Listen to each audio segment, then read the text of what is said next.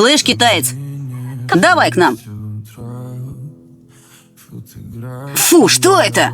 Это мамина китайская еда. Ну и вонь. Убери ее. Господи! Ин-Мин жрет червяков. Вали давай, забери это. Уходи. Ну и вонища.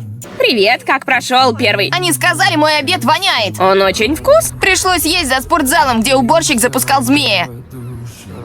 Эти ребята просто ничего не понимают. Мне здесь не нравится. Я хочу вернуться. Нет, мам, я не хочу китайский обед. Приготовь еду для белых. Ребята в школе привыкнут. Ты не поддерживаешь меня. Что ты делаешь? У тебя не будет обеда. А тебя не дразнит из-за еды?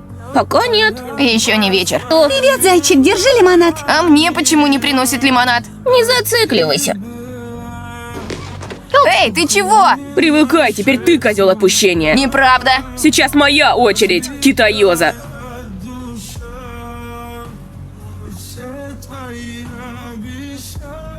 И, судя по записям с камеры наблюдения, он пнул его в паховую область, бросил ему в лицо пудинг. Ситуация очень серьезная, мистер и миссис Хуан.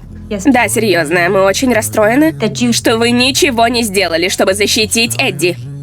Простите? Он назвал нашего сына китаёзой. По-вашему, это нормально? Почему вы промолчали? Почему виноват только Эдди? А этого мальчика почему нет здесь? Кажется, вы не понимаете. Если вы отстраните нашего сына, из-за этой ситуации мы засудим всех в этой школе. Так быстро, что голова закружится. Так же делают американцы, да? Именно. Почему вы заступились за меня?